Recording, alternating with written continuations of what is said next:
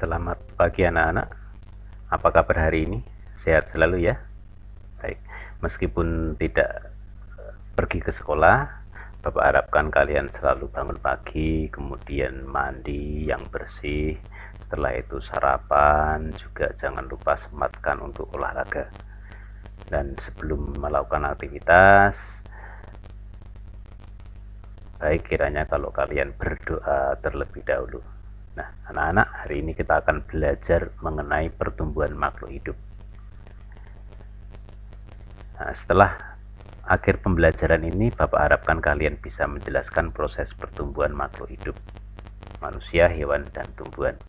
Kemudian yang kedua, Bapak harapkan kalian mampu mengidentifikasi atau menyebutkan faktor-faktor yang mempengaruhi pertumbuhan. Kemudian yang ketiga, Bapak harapkan kalian mampu memberi contoh proses pertumbuhan makhluk hidup, hewan, manusia, dan tumbuhan. Nah, minggu yang lalu kita sudah belajar mengenai ciri-ciri makhluk hidup. Nah, ciri yang pertama adalah memerlukan makanan. Kita semua memerlukan makanan. Ya. Kemudian ciri yang kedua, bernafas. Kalau manusia bernafas dengan paru-paru, kalau hewan bernafas, maksudnya kalau ikan bernafas dengan insang. Ya. Kemudian ciri berikutnya adalah bergerak. Manusia bergerak dengan tangan dan kakinya, kalau burung bergerak dengan sayap terbang di udara. Kemudian ciri berikutnya adalah berkembang biak. Ada yang berkembang biak dengan cara bertelur, ada yang berkembang biak dengan cara beranak atau melahirkan. Ada juga yang beranak dan bertelur. Kemudian ciri yang berikutnya, yang kelima, adalah bertumbuh. Nah, hari ini yang akan kita bahas adalah mengenai bertumbuh. Bertumbuh itu apa? Bertumbuh itu bertambah besar, bertambah tinggi. Kalau berkembang biak itu bertambah banyak.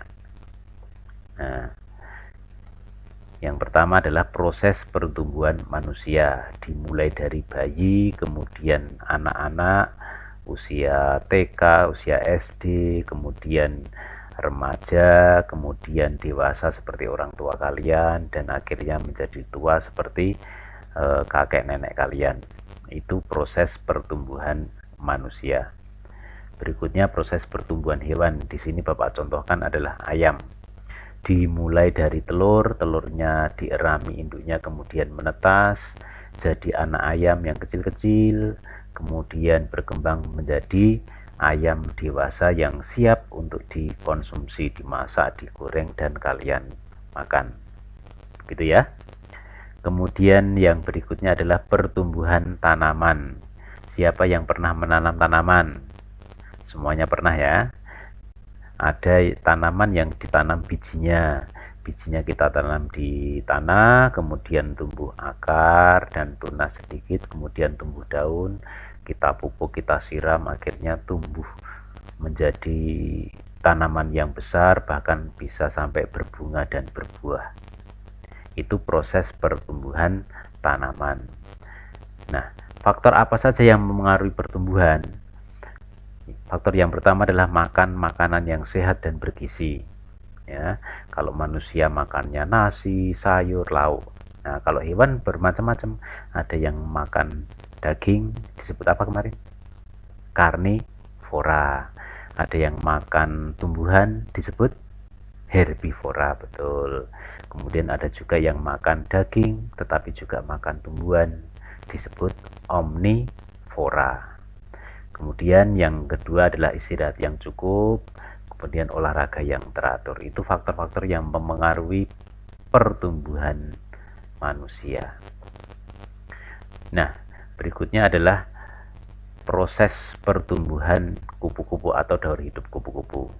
Dimulai dari kupu-kupu bertelur di daun, telurnya menetas menjadi ulat, ulatnya makan daun, makan terus makan, berubah menjadi kepompong. Nah, kepompong berubah menjadi kupu-kupu. Kupu-kupu terbang bebas, bertelur, dan seterusnya. Itu proses pertumbuhan atau daur hidup kupu-kupu. Selanjutnya adalah proses atau daur hidup katak. dimulai dari katak dewasa bertelur di air ya, telurnya kemudian menetas menjadi kecebong. Kecebong hidup di mana ya? Kecebong hidup di air seperti ikan ya, kemudian kecebong tumbuh menjadi katak muda, masih ada ekornya, kemudian katak muda tumbuh menjadi katak dewasa. Itu proses atau daur hidup katak. Kemudian daur hidup nyamuk atau proses pertumbuhan nyamuk, dimulai dari nyamuk dewasa bertelur di air, kemudian menetas menjadi jentik-jentik ya, kemudian jentik-jentik berubah menjadi pupa, pupa berubah menjadi nyamuk dewasa, terbang bebas, bahkan sampai ada yang mungkin menggigit kalian. Nah, supaya kalian tidak digigit nyamuk ataupun di lingkungan rumah nyamuk tidak berkembang, maka harus diperhatikan adalah tampungan-tampungan air. Nah, jangan sampai di sana ada jentik-jentik. Kalau ada jentik-jentik dikuras ya. Itu daur hidup nyamuk. Selanjutnya adalah daur hidup lalat ya. Dimulai dari lalat dewasa bertelur biasanya di tempat-tempat sampah atau tempat makanan yang busuk, kemudian telur menetas menjadi larva, larva berubah menjadi pupa atau kepompong, dan kepompong akhirnya menjadi lalat dewasa. Nah, itu pelajaran kita hari ini. Selanjutnya kalian Bapak minta untuk mengerjakan tugas atau proyek ya. Nanti bisa dibaca di sini petunjuk tugasnya. Kemudian layoutnya atau formatnya bisa dilihat di sini.